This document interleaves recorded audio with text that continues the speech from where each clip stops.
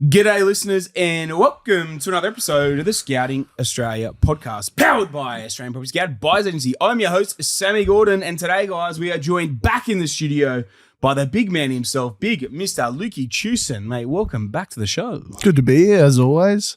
This one has been a long time coming. We've got a few things to unpack today, so it'll be good. But nothing's dampening my vibe this week, so it's going to be a good episode. I can feel it already. Big Luke Teeuwsen, head of strategy, getting married on Friday. Mate, how you feeling? Good, mate. He still got me down here for the podcast too, so down still getting yes very quickly. Still getting into it. Is that a sign to come, or what's happening here? Nah, shaved me ankle. The ankle's ready for the shackle to be applied, so we're ready to go. Wow. Sorry, Tyler. Lock it in tight.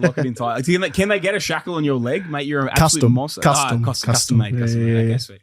Fair enough, mate. Fair enough. Now, guys, something that we know, and a lot of you guys have been writing and going, where's the weekly news bulletins? Like, what's happened, Sammy, mate? What's happening? So, look, guys, they've died off a little bit over the last couple of months. So what we thought we would do, Lukey and I, was jump together of the biggest things that have played out and happened so far, or really like kind of some big news articles, some big developments over the last couple of months as well, and kind of knock them out in a weekly size, a big version of it, and really dissect the two of us as well, mate. So we're not going to just do the two articles that I normally read out for a weekly news bulletin. It's going to be more like a monthly news bulletin or something that we haven't really covered off yet. So yeah, guys, we're probably going to knock over about 5 different articles here today and go in depth because there has been some big things eventuating and playing out there in the marketplace as well. So, Lukey, mate, first cab off the rank, man, is record homeowner wealth surge in Australia raises alarm bells. Now, man, a lot of growth obviously been happening over the past 12 months, specifically over the last 5 years as well. But man, really what's coming out is the level of growth that's been happening in the Australian property market and how that is affecting the actual wealth of the country in a positive way. Now, man, I've got an article here, a few different articles sort of tied together as well, guys. Australian household wealth has soared to unprecedented heights, largely propelled by staggering rise in property values. According to the APS, total household net wealth surged to approximately 17.3 Australian trillion dollars in the March quarter of 2025, an increase of 137 billion from the previous quarter. Just a cheeky 137 billion, Lukey, mate. Not too bad. Man, residential land and dwellings contributed 125 billion of that growth, rising 1.2% during the quarter. Now, property is the core of wealth gains. Guys, what we're going to do is going to rip through a few different sort of articles that are relevant to each sort of topic that we're talking about here. And then Luke and I are going to go back and dissect as well. So news.com.au also highlighted that property, along with superannuation and the share market gains, drove an Australian $1.5 trillion increase between September 23 and September 24. So, mate, $1.5 trillion wealth increase over 12 months, man. That is absolutely massive. Now, man, anything you want to throw in on that? Probably the biggest thing that I picked out of there is the fact that of your net wealth in the country, 67% of the net wealth in Australia is tied up in property. So property represents, two-thirds of the wealth in Australia. The other thing I wanted to clarify is most times when people are talking about wealth, it's actually without debt. So when you look at net worth of a company or net wealth of portfolios, a lot of people actually remove the debt or the lending from it, so you've just got a final figure. So this doesn't even incorporate a lot of the time all the debt that's associated with that portfolio or the wealth within the country. Man, it's an interesting sort of thing to look at as well. And I know there's a few other things sort of tied in here as well. Average homeowners sort of increasing by around about $100,000 over the past year, across all capital city markets. Capital city combined median is now almost $1 million as well. So just under $1 million at 926,000.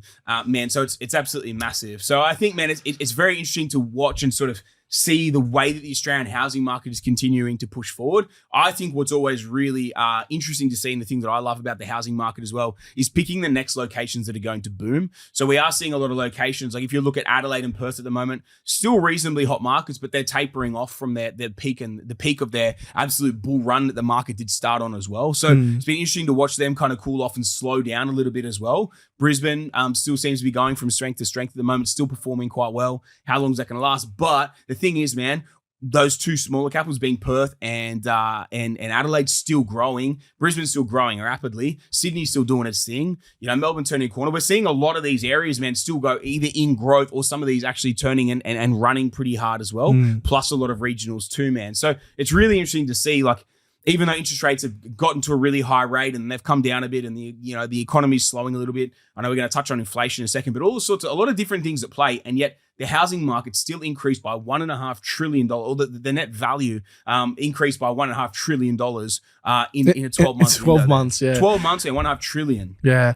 I think as well, one of the things you skimmed over a little bit was the capital. Call me out, mate. Call me out. But like the capital city combined median being in the low 900,000s. Yes. There was times where people go, it'd never go past 500,000. It'd never go past 750,000. We're closing in pretty quickly on a median of $1 million in Australia. And, for me, when I was growing up, $1 million house used to be looked at as like, the Australian dream, big house, big block and the nice areas. But with the median hitting $1 million, it's not even touching the sides anymore, Right. It's crazy, man. It's a crazy thing to throw in. Even if I look at a couple of the properties that I've sold just recently as well, assets that I bought in the very high 100s, even in the low 200s, are all properties that I'm selling between about 550 to 650 at the moment as well. So I bought them probably 5-6 years ago around, say, circa 200 grand. I can think of one in particular, guys, that I paid 190,000 for in 2019. It is roughly 25 minutes back to Brisbane CBD, but in an average area, very average area. And I just sold it for 625,000. You know what I mean? Like, and if you went back 5 years ago, you go, there's no way this thing is going to be worth over $500,000 anytime soon. But it's weird because now $500,000 seems like nothing. It legitimately seems like nothing. And that thing is 625,000. It's absolutely wild, man. Another one I bought in 2019 as well, same time, $155,000 unit for a 2-bedroom unit in Woodridge, 155 grand, man. And it had like a 9% yield on it. So I was just buying it as a cash flow play at the time. I just sold it for $450K. Think it'd never grow. Yeah, literally thinking, this thing will probably never grow, and it's tripled, man, tripled in 6 years. So I think it's just crazy to sort of look at the way the property market has done its thing. And the other interesting thing to note is like what we've seen here is like in that the unit market took slower to take off. It actually didn't really grow that much during COVID, but then it's played some really, really rapid catch up post COVID as well, because it's been such an affordable product out there in the marketplace. So yeah, man, it's just been crazy to watch this sort of thing at large and actually watch the Australian market and how it's really moved over the last 1 to 5 years as well. I think it's funny though, like the amount of people that we talk to regularly, the largest majority of our clients get it and they understand it really well, but we still have discussions with people that go, how much further can it go? Like, can it get past 1 million? There's always going to be, it's the same as I used to talk to a lot of police officers and government workers. And when they started their career, they might have been on $15,000, $20,000 as a full-time salary. And now, a lot of police officers are on 100, 120, 130, 140 with the overtime and penalties. So, you're looking at incomes in those professions in the space of one career, essentially going up 5 or 6 times from where it started. Housing is related to what people can spend as well. And obviously inflation has something to do with that, which we'll touch on soon. But Australia's property market is very much reliant on people's demand for it. And the demand in Australia is rising. I'm not surprised by these numbers whatsoever. I know you're not either. And it shows how heavily vested or interested our culture and our country is in property, as is most countries across the world. Yeah, man, I think Australians definitely have more of a love and more of an affection for it as well. If you look across to, say, the States or even the UK, Europe, all that sort of thing, I don't think property ownership, and especially like rental property side, especially if we look at the States, it's not seen as anywhere near as like a wealth sort of style thing. If you own property, own a lot of property, it's not really seen like that. So it is definitely like more of an Australian thing, the love that we actually have for property.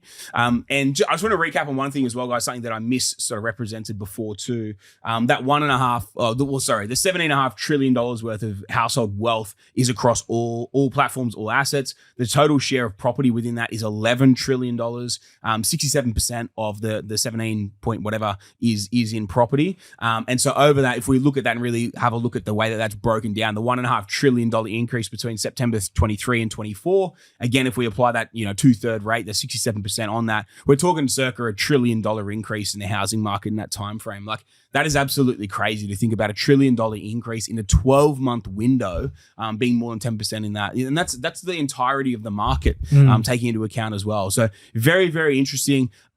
The other really interesting thing that I find out of that data is from September 23 to September 24, the big movers and shakers out there in the property market was Perth, Adelaide, Brisbane, and then a lot of regional markets as well. So funnily enough, like the smaller capitals, mid-tier capitals, combined with a lot of smaller regionals, really driving this massive value increase across the board. Because when you think about it, $1 trillion or roughly 10% in that time frame, mostly coming from the smaller capitals and small regional centers as well, makes up a huge amount when you compare. Literally, if you go Brisbane, Adelaide, Perth, combine the three of them, you're not even at the size of Sydney yet. You know, Sydney and Melbourne are both circa 5 to 6 mil. The three of those smaller capitals literally make one of them, let alone the two of them combined, which is double. So it's really interesting, and it shows the amount of growth that a lot of these smaller places have had, and the actual impact it's had on the market as well, and the household net wealth. Yeah, I think for most listeners and for most people, I don't actually think most people realize how much $1 trillion is. For the listeners out there, Sammy, just to give some reference, how many zeros in $1 trillion, it's Sammy? a fucking lot. Yeah, it's a lot. It's a lot. But tell the listeners. 100 mil, so 10 figures is hang on a sec. How many zeros in $1 trillion? It'd be 12 figures to $1 billion. No, that's not right. No, sorry, 10 figures to $1 billion, 11 figures to $1 trillion. 12 zeros to $1 trillion. Boom, fuck yeah. Oh yeah, because yeah. One more. Go the 10 billion, 100 billion. Would make 12, and then yes, the 13th number would be the trillion. There you go. Fun facts on the potty. 12 zeros in $1 trillion. Getting there, guys. And we digress. I know what 9 figures is. Very good. And yeah, I think as well, we pretty much covered off on that. But, you know, when we look at that article, I don't think the majority of society actually read articles like this. And this is why, you know, we want to do these news bulletins and put some of this information and articles out there. They're actually, a lot of them, really well written, and they're from reputable sources, and they bring data from, you know, Australian Bureau of Statistics and a lot of different places all into the one article, and they provide a lot of value. So, you know, when you look at the Curie Mail or, you know, other news articles and what is in there, but a lot of these online platforms that produce a lot of this information, it's quite good to read. It actually gives you a lot of information.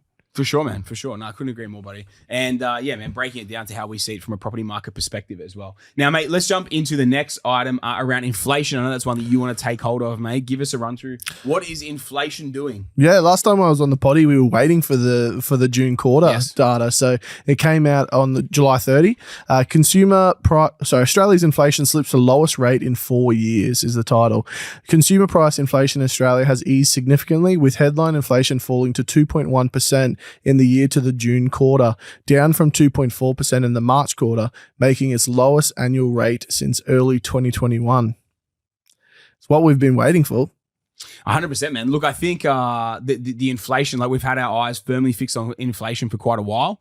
So at the moment, sitting between headline inflation sitting at the 2.1% and then the core inflation sitting at 2.7% as well, you know, we're firmly within the target band. And this, you know, and the reason why this is so important is because interest rates are so closely linked to this as well. So like one of the really cool things that we get to see is as that drops further and further down, yes, it means that things are slowing in the economy or different things are affecting the economy in a certain way that are dropping that is dropping inflation to these sorts of levels. But us as property investors mean we get that direct impact from both a cash flow perspective when they cut rates, but then also from an actual growth perspective and stimulus perspective that we always see from a rate cutting cycle as well. So, man, they're talking about 90% chance now of a rate cut to come in August. We're recording in August, mate. First Monday of the month as well. Mate, thoughts around this, thoughts around rate cuts, what's it going to do to the marketplace, and thoughts around inflation and how that's going to continue to play out. Yeah, it's pretty interesting. Like when you go and look at when we did the end of quarter review recently, we actually went against the experts' opinion in terms of everyone was very confident that there'd be a cut in July. And we were kind of saying on that podcast that we were pretty keen to see what the June quarter data was before they actually made a decision, which is pretty much what happened. I think now that they can see both core and headline inflation comfortably within the range, like, yeah, core inflation down from 2.9 to 2.7 and holding steady, your headlines, you know, at the bottom of the range. range. Obviously, they'd probably like to see core inflation right in the middle, but I think they need to start creating a bit of a soft landing. You don't want to see core inflation dropping by 0.2, 0.3 every quarter, because it's pretty hard to stop once you've set that in motion. Yeah. So I think for me, I think there is likely going to be a cut. I don't think it might be the 0.5 that they're saying. It might be 0.25. They test the waters and see how they go. But I think there's a cut in the waters for August. Yeah, man. I think so too. I think there'll be at least that next clip down being the 0.25%. They have no real reason to be doing big cuts. They'd be better off doing a small cut now, let it sit for a month, 6 weeks, and then do another small cut if they were going to do it in September as well. So it'll be very interesting to see how it plays out. And what they do. But man, can I ask you, are you worried at all from an inflationary perspective of the inflation numbers coming down? Like, is it actually a worry that the economy is slowing? The fact that inflation numbers are down so much? I mean, unemployment numbers are up as well. Is this something that we should be concerned about? It's a really good question, and it's one of the articles we'll cover off on a second in terms of job numbers and the amount of applications for each job being actually put out into the market is at an all-time high. Like, it has been increasing. In terms of, to answer your question, I do believe that inflation has come down pretty quickly. Like, we've dropped from 6-7% to 2.5% very quickly. It feels like, to most people, in the space that it feels like an eternity. But if you go and have a look back over 100 years, the timeline of actually getting it under control has been very quick. And I think we've been talking about it for a number of years now, but they've done a good job to get it here. I think we need a bit of a soft landing, because you're 100% right. Our unemployment rate has risen. The other thing that I think is really interesting, and we'll cover off in a little bit more detail, is construction cost and the cost to build a house has increased even as inflation has decreased. So I think there's still indicators in the market that the economy is still moving forward, but it is slowing. And there's a lot of economists out there, the largest percentage of them are saying that they've gone too far and they've held it as too high for too long. But there's plenty of people on the other end of it as well. And no one has an exact crystal ball and can say until it happens, but it has slowed. It has slowed quickly, and they need to have a bit of a soft landing, or you will have some more problems that, are pretty similar to the ones where inflation's really high. Yeah, man, I feel you, bro. And I think the interesting point I think that you made within there as well is that the housing construction costs are still increasing, even though the inflation numbers are coming back. So obviously build costs have a direct impact on inflation numbers. So if build costs are still increasing and yet inflation numbers are decreasing, it means other sectors of the economy are effectively going backwards and are actually struggling and coming back too, which is an interesting thing to sort of think about and unpack. It just shows the power that the Australian housing market has and how important it is out there in the marketplace, but it also shows how tight the market is out there right now. Realistically, how few builders are there right now. If prices still increasing, we've got material price shortages, we have enough laborers. If you've got enough of everything, if you've got enough laborers and tradies and you've got enough materials, and you're building enough homes or whatever, we don't see increasing house prices or the way that they still are as well now. So the fact that we are still seeing them increase means we've got shortages across all three of those sectors, or at least enough of those sectors to be causing serious strain. And very, very interesting to note, exactly as Lukey said there, the fact that inflation is still coming down, but house prices are still climbing at a pretty decent level as well. So, and I know we've spoken about this on many, many podcasts, to date so far now as well, is there's a lot of developers actually pulling and shelving projects because they can't get enough trades. They can't actually get the builders to take the projects on and complete them. And now a lot of that has come from actually infrastructure projects taking people away from the private sector over to the public sector of completing infrastructure projects. But other things are just like the build prices are too high for what they can actually sell a product for as well. So instead they're just deciding to shelve them, and come back to it at a later date rather than try and actually bring these projects to market. So again, causing more of a supply issue, which makes the problem worse. And this is the thing, bro, as well. It makes the problem worse. But like, we look specifically at somewhere like SEQ, right, Southeast Queensland. It's like with the Olympic Games coming for the next, in 7 years time, it's like, how are they ever actually going to get supply in hand and in demand? You've got the highest net interstate migration coming here. You're not building enough homes. We're not building enough even apartment blocks or towers or anything like that, because all the tradies are getting pulled from those projects and getting put on these massive infrastructure projects to go in line with the Olympics. It's like, where does this actually get solved? You know what I mean? Like, at what point? Like, is it in 2034 when all the infrastructure projects are finally wrapped up? Like, when does that actually get solved? Who knows? And usually it's a case of, the more you pay, the more you sort of bring people to the table. I think it will get to the point where in Southeast Queensland, we have to start paying more for trades, more for chippies, more for bricklayers, more for skilled labourers. We are. But when you, like my older brother's in civil construction, when you actually go and look at what an excavator operator or a skilled labourer gets paid down in Melbourne with all the unions in place in New South Wales compared to what they pay in Queensland, there's people that have left Queensland to go down there chasing the money. But there may be a point where we have such a shortage where they have to start paying. Potentially start getting paid more up here. They start getting paid more up here to bring that labour back where they don't want to deal with the things happening down there. So one of the things as well that I wanted to mention is, it wasn't too long ago, and you may not look at it too often, Sammy, but fuel prices were the talk of the town for a long time. And if you guys fill up, man, I gotta look at it every now and then. Yeah, that's it. Your fuel bill must be high, but we won't go down that path. But we were talking about fuel prices hitting $2, $2.20, $2.50. When things were happening, but fuel prices have actually slumped 10% on an annual basis.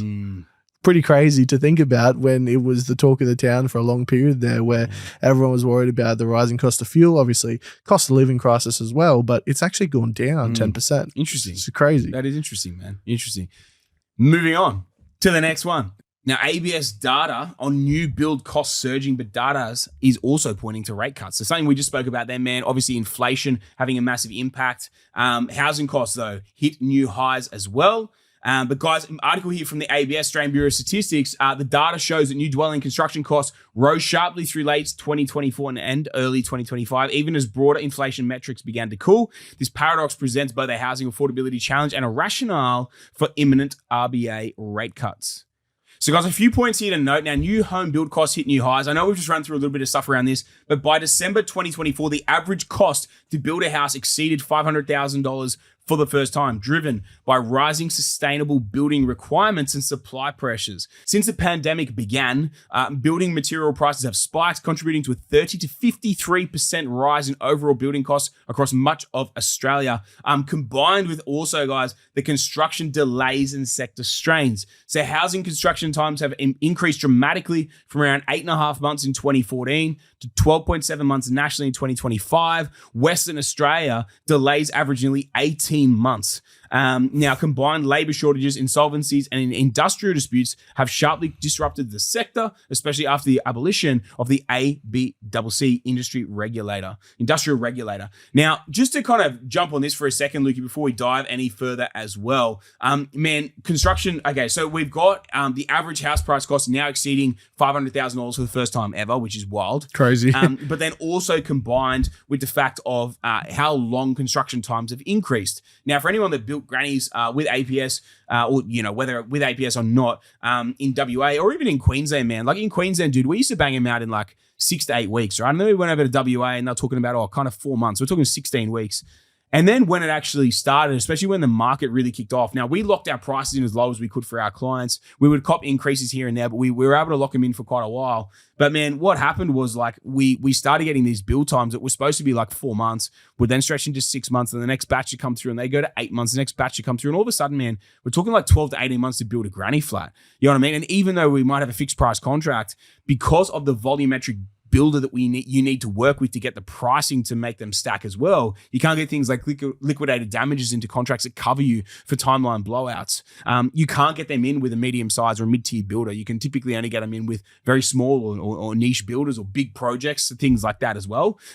They are also one of the biggest contributors to builders going under. So even these days, even with your bigger builders on bigger projects or your niche stuff, all the rest of it, you put that in there a lot of the time and actually can cause a builder to go under. And the worst thing you can have with a construction project is your builder to actually go under at the same time as well. So it's one of these things, man, but it kind of like removes a lot of the incentives around the builder actually completing it on time, because they might bring other projects online too. And it's just crazy, man, that we start talking about 12 to 18 months specifically for things like grannies, but even on normal builds, man, specky builds, to have timelines blow out that much. It's absolutely crazy. 12 to 18 months to build a home these days, man. Thoughts on that and thoughts on the increasing as well? I think it's crazy. And like when you first said that, the thought came to mind. When you travel from Gold Coast to Brisbane, there was a very reputable builder that had a big sign halfway down, said turnkey packages in 12 weeks with an asterisk. Yes. And it's really funny that you look at it now and it's taking, 12 months to turn around a house as an average, and obviously COVID had a massive part to play on that. One of the stats there was 30 to 53% rise across various different building materials, which has obviously played an impact on obviously the average cost of a build exceeding 500,000. One, that's wild. The time frame is even crazier than that. But the what I find the craziest is the time it's changed in. We were talking about 12-week builds, 16 weeks, 20-week builds in the last few years. That's talking like 50 to 80 weeks. Bro. Yeah. It's crazy. That's what I'm saying. Like we've jumped 2 or 3 times in the space of 2, 3, 4 years max. Yeah. So that has had such an impact. And when you go and look at this, we've always talked about, supply and demand and the fact that we're not building enough houses. What impact do you think that timeframes of builds blowing out 2, 3, 4 times what they were 2, 3, 4, 5 years ago has had on the market? So I think there's multiple parts of this equation and multiple things to sort of take into account. And I think the first thing obviously being the pricing. Now the pricing obviously making it harder and harder for people, specifically like first home buyers, trying to get out there in the marketplace, buy their first home or the rest sort of thing. They've got to save more. The grants are still the same amount as they were, back 5 years ago when the build prices were half the price. And yet the same grant now for double the price of a home. They're also taking, let's say, 3 times as long to build now as well from what they were before. They were probably roughly before 12 weeks. Actually, it was 12 to 16 weeks. And now we're talking like pretty much a year, like 10 to 12 months across that whole period. So now we're talking like 40 to 50 weeks. So we're talking about like pretty much like a 4x in terms of the time frame increase too. And man, I think like there's multiple facets of this because for one, now it's more expensive to build. It's let's say on average 4 to 5 times as long to build as well, which is just a continued delayed supply injection to the market. And the longer that this drags out and the longer that this thing is in play, the longer that we have this supply deficit and supply issue that we will continue to carry. Now, I think the biggest issue with this, man, is it's almost like compounding growth or compounding interest, right? In terms of a portfolio or whatever that you're building. It's almost like the exact thing here, but it's in the opposite. It's a negative of like this continually compounding negative timeframes of builds and people actually being able to do the builds. And then when we got blocks of dirt and everything coming in as well, people might have run their numbers on a $400,000 build and then it settles 2 years later and now it's a $500,000 build. And instead of being 8 months, now it's a 12-month build time frame and all these sorts of things that like just slow people down or stop people from actually bringing product to market. And so, man, I think like it's literally a cumulative and a compounding effect that this thing continues to have on the marketplace because it's a problem that we're not really solving. It's all well and good to talk about, we'll build 1.2 million homes in 5 years. It's a completely different thing to have a targeted approach to actually solve that problem. And so this is where like they can bring in all the different grants or the rest of the bullshit that they want or all the different whatever. But at the end of the day, man, unless they're literally solving the problem of the time frame and actually the amount of tradies available to work on these projects as well, we're not going to solve this thing. And I think it's only going to continue to exacerbate, especially over the next few years, while property remains such a hot topic and while people are getting in so hard as well. The harder everyone's pushing from this side of things, but the harder it is for people to actually build, the more they're going to avoid going down that path. And the less people are actually going to be able to afford to do it as well. So again, man, I think it's just going to be this compounding effect on the marketplace of not actually bringing enough stock to market. And I think, man, it's only going to have a continued positive impact for us as investors and continued growth. And growth in both build prices, which set a floor under the market of those style of areas, but then also of existing because it's just becoming more like less and less desirable to actually build a product versus buying established. That's a great point there. So, I mean, Thank you. Here we go. But you mentioned there keeping a floor under the market. Like if you look at replacement cost and the fact that with the timeframes blowing out, do you think that new builds will become so unappealing to a lot of people, it pushes them back into the established market, which pushes the established market even further than it's already being pushed? I think that's already been in play for multiple years now. Like especially when we look at like how hard it is to build and how long it takes to build as well. Someone might build once and like these days, man, you buy a block of dirt off the plan, it's let's say 12 to 24 months to get it. Then you've got to get your plans through. And then you've got another, let's say 12 to 18 months to build this thing as well. All of a sudden, man, you're 3 years in the hole to actually getting something completed, which is a massive time frame. And someone that goes through that time frame, I can tell you from someone that's built multiple times. And the second project they ever did was a build. It's not something, it's not enjoyable, right? So if you're not making money out of it, it's just to live in, or whether it's for an investment or whatever, it's not an enjoyable process. So you're going to be scarred to not really wanting to go down it again unless you made considerable money. So yes, man, I think more and more people are tapering back out to it. But even regardless, there's enough demand to take it on as it is, but this is too much. It's taking too long to actually bring it to market as well. So it's an interesting thing to watch play out, man. And I think it's only compounding and becoming more and more exacerbated in that direction. Perfect. Happy with that. Mate, next point. Hit it. Perfect. So I have the collapse in private sector job creation as public sector surges. So what's with your bloody tongue-tying, mate, titles? Well, I like the tricky one. So Tali always gets up me for reading these weird and wonderful articles. I don't want to know what goes on behind closed doors, you and Tali, mate. Just get on with the article. Oh, here we go. Labour market analysis reveals that over the past 2 years, 82% of all jobs created in Australia were government funded, while the private sector added only 53,000 jobs in 2024, just around 1/5 of its typical growth rate. So 20% of the normal growth rate in the private sector. This stark reversal breaks from the pre-pandemic norm, where the private sector generally accounted for around 2/3 of the job creation in Australia. According to the Australian Industry Group, this structural shift in undercutting labour market resilience and fueling a national productivity slump. Despite unemployment staying around 4%, headline figures mask a deeper distortion. Private sector hiring has as government spending took up the slack. Interesting.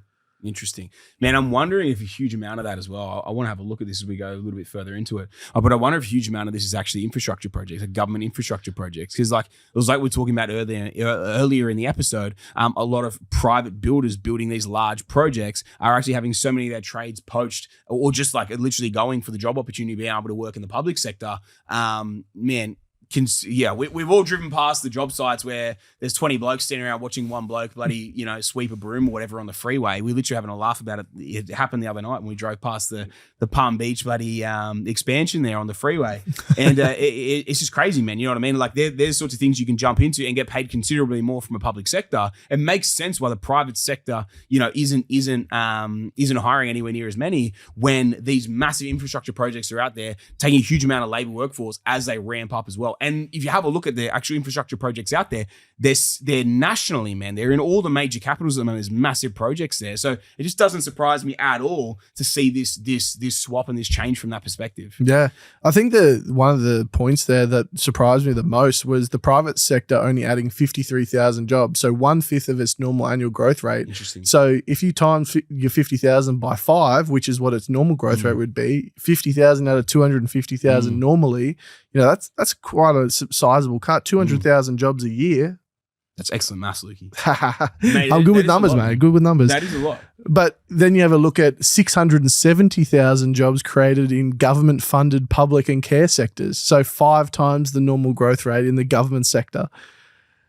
That's actually crazy, man. I think we're gonna have to do a bit of a deep dive into that and see what's actually going on, because that's huge, man. So you've got the private sector being cut down by 80%, by 1/5, and then by 80% down to 1/5 of what it normally is, and then you've got the public, increasing by ramping up by that same amount as well. Like that's actually wild to have a think about the difference in that. As they say, the rapid expansion of public service staffing as well. So, mate, I think I might be starting to do a bit of a deep dive into and get a bit more information around that, because that's very interesting, man, to see that change in hiring process or what's actually out there from a job market, labor market perspective as well. Yeah, and one of the things that flagged, the Australian Industry Group actually flagged that the dependence on government-funded jobs and the creation of those government-funded jobs is actually quite a concern, because if we have change in government and some of those jobs became redundant, our unemployment rate would actually rise quite substantially when you have a look at the percentage base. So Yeah, it's really interesting. I think we can have a sort of deeper dive into that and actually sort of see where the split is and what sort of industries they're going into. Because I agree, there has to be infrastructure to some degree. Yeah, for sure, man. It's a crazy split as we're talking about.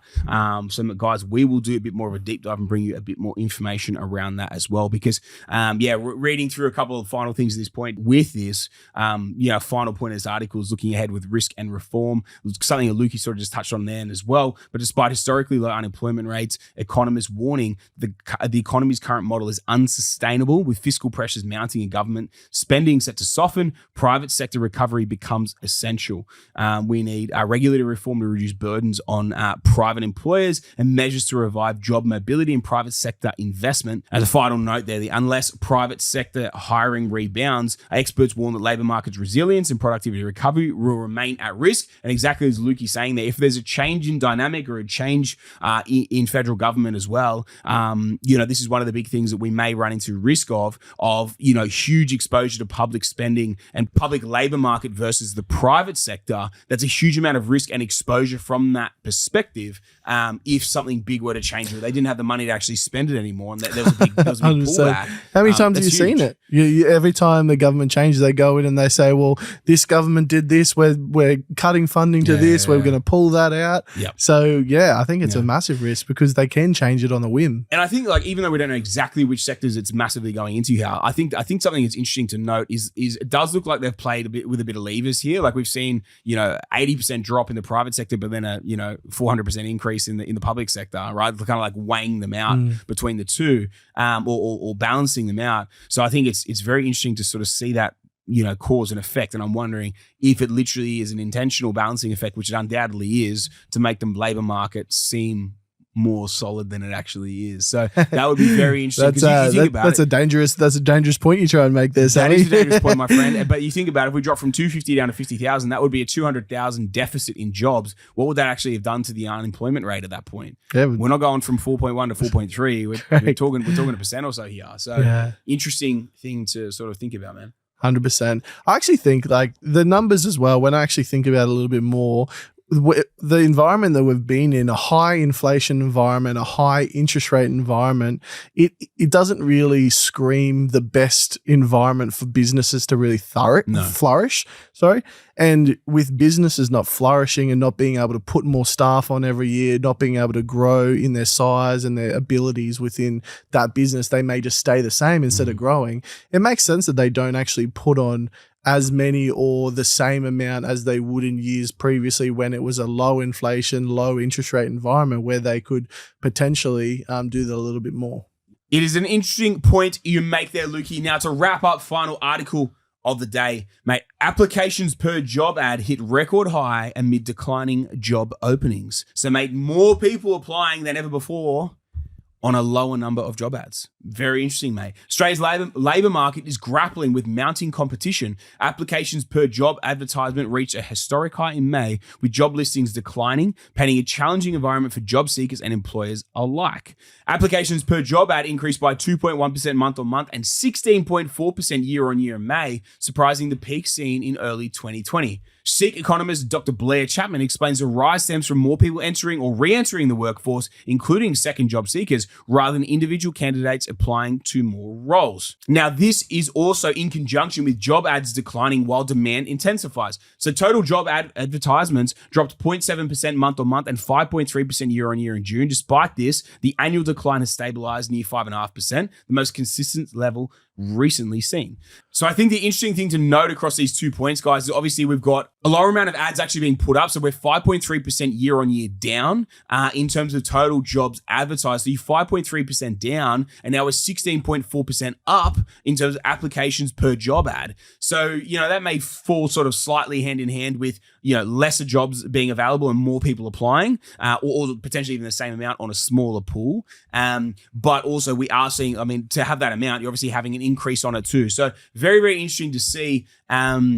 Decline. It's more and more people looking for jobs, right, and less being available. So again, a tightening of that, a tightening of the actual potential, employment opportunities out there as well. Thoughts, Lukey? But also the economy, like we were talking about it earlier in the app. We were talking about how with inflation tightening and the economy halting to a degree, we do need a bit of a soft landing because there are less and less jobs going around and more people looking for them. So it doesn't actually surprise me to see that data and, this article come out because, it was going to happen eventually. We knew at some point that's what they were trying to do to a degree. We needed to hold the economy to bring inflation down. And that's why we've been talking about that soft landing. One of the things I thought was really interesting there was the amount of people going for second jobs. So that obviously does, highlight the cost of living crisis and the amount that people are spending on their everydays is increasing to the point that it's forcing people to look for those second jobs to get by. So, some of these numbers are actually pretty concerning when you look at it and you look at the economy as a whole. But are you surprised about the numbers? Not really. They came out and said they were going to do it, and they're doing it. Yeah.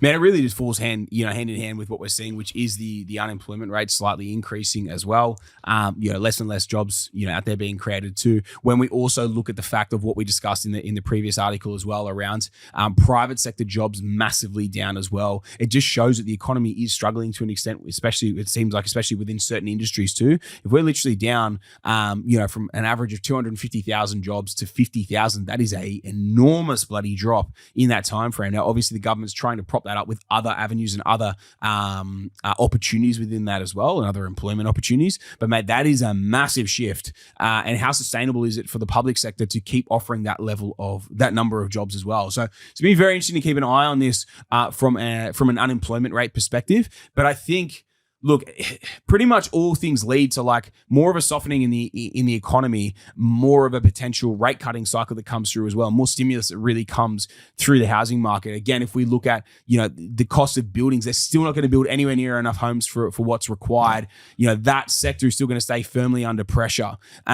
We're still seeing price growth coming through across the market. Price growth is not going to be affected by even if our labor market blew out by 1% or whatever. It's not going to affect the way it's moving because there is not enough stock. There's not enough availability. There's not enough homes being built. And man, the demand is just absolutely through the roof as well. So even if we saw like a slight lessening of demand from that perspective, especially when we look at that investment demand that we're seeing right now and that we've been witnessing for the last 5 years as well. I just do not see it slowing, even if, this takes a little bit more of a hit, especially if they're passing on a few rate cuts as well. Because the government also knows the more stimulus they keep in and around property at a sustainable rate, the more that part of the economy is going to keep pumping, which is one of the largest, if not the actual largest employer when you look at it directly linked to everything the housing market is linked to, from everything that's involved with it, of the suppliers, the contractors, the builders, the property managers, the real estate, everything to do with the actual real estate buying and selling process as well. There's just so many integrated industries within it, or integrated sectors within that industry, that they will keep pressure on that, and they will keep that moving. In my honest opinion, they'll keep it moving, keep a stimulus there so that doesn't slow down, because they cannot afford to let it slow down if the rest of the economy is taking a bit of a hit. Couldn't agree more. They have to. You go and look at the property market and what the actual effect of that downturn would be on our economy. It's disastrous. So there's not a question there, mate. I love it. What are your thoughts? Let's do a bit of a recap, man. What are your thoughts overall in the marketplace? And we've run through 5 pretty key articles. Obviously, massive surge in Australian wealth, $1.5 trillion over the past 12 months. We're talking about $1 trillion in the Australian housing market. We've almost hit $1 million as a median house price. Man, what are your thoughts around everything we sort of covered in this? We're still seeing construction costs increasing, inflation's coming down, interest rates more likely to be cut, less and less jobs available, more and more people looking. Like, what are your thoughts overall on how this is actually going to impact the marketplace? I think when you and I read a lot, we read a lot of articles, we read a lot of data, but I think the market sentiment and the confidence within not only news articles, not only in the content that people are producing, but the market as a whole and the economy is actually quite positive. Like the signs are there that the inflation is back into the range. Rates are starting to come down and come back into a more normal level. I'm not overly confident that they have a solution for the supply issues that we face. build timeframes are blown out, the cost of construction is up, and we have more people than ever to supply houses for. So I don't believe there's a solution there. So I don't think it's a negative thing for investors and for the clients and for ourselves, but for the wider economy and the country as a whole, I think it's something that they need to address at some point if they want to get a hold of it. But I think it's, to some degree a bit too far gone. But I think market sentiment and the confidence within the economy but also the market and buyers is there, and it's improving. When you go and look at what the articles we were reading even 6 or 12 months ago, there was still a lot of negativity around, and there was, doom and gloom, and, let alone 18 months, 2 years ago, it was, Armageddon and everything's fallen apart. So I think it's coming into a really interesting time over the next 6 or 12 months. If rates continue to come down and we don't have solutions for supply, you've got all the infrastructure coming and migration's not changing anytime soon. I think it's a great time for investors, and I think it's, the property market will see the results of that over the coming years. For sure, man. I think it's funny because at the same time that everyone was calling, as you said, the Armageddon and the world crashing, we were recording podcasts called the Superboom that we thought without views. Everyone thought we were crazy. I know, man. I know. And like, you look at how it's actually come to fruition, and like, so many of these markets are still absolutely pumping. Man, you even just very easily look at, Adelaide, Brisbane and Perth, and the way that those markets are still performing and still producing. I ran through some of the numbers before of what I've offloaded a couple of my deals at, and those markets are still moving. I need to sell them strategically for different purchases that I was making as well, and offloading both some debt and also banking some profit. But yeah, man, I think like the way that we've actually witnessed the market change and grow and continue to grow, and the simple fact that we knew was always going to be, in the equation was we weren't going to build anywhere enough homes. We were never going to get anywhere enough of these together. Unless they literally closed the doors and did not have any migration whatsoever, and population growth dropped to zero. Specifically around net overseas migration as well. Unless they fully stalled that to an absolute minimum or to a standstill, man, we knew that this was going to continue to pump. And the other thing to throw into the equation as well was obviously around rate cuts being the final jet fuel on the bushfire that was the boom into the super boom. And now we are in that rate cutting cycle, and we're about to move. You and I both firmly believe that there's a rate cut coming in the next couple of weeks, and then beyond that as well, man. Like how many more potentially do we see in the next 6 to 12 months too, depending on what happens, based on everything that we discussed in today's chat too. So that's where I think it's really interesting to sort of continue to watch the marketplace. I think it makes a lot of sense to be an extremely active investor, as we've always, very openly sort of discussed that we believe all investors should be active investors. Be aware of the markets you're in. Are the markets cooling? Are they slowly slowing and tapering? And is it a time to potentially pull out? Or are you walking into new super boom conditions that will be the continued, rate cuts over the next 6, 12, potentially 18 months as well, in line with what's obviously happening out there in the greater and the broader economy too. So I think there's a lot to sort of sit there, digest, unpack as well. But, in all things, looking at all things being equal here, I just believe this is just, again, tip off the hat here of what we've been saying the whole way through of Superboom is going to continue to pump.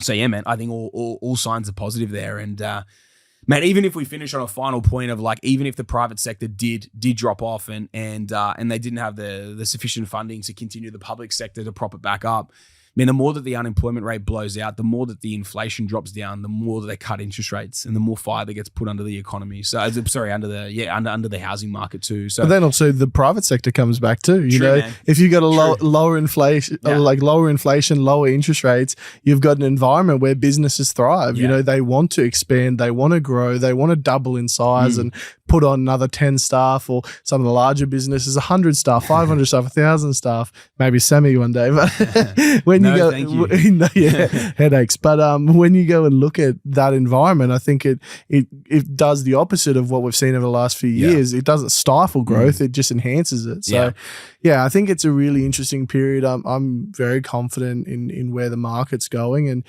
like anything, we talk about a lot of macro and microeconomic factors and these articles and all these different things we read.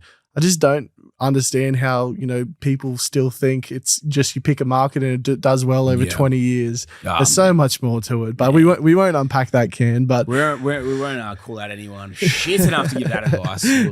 We'll leave it there, mate. But mate, Lukey, it's been a great episode, man. I hope you enjoyed. It's been good to have you back in the studio, mate. Any final words before we sign off?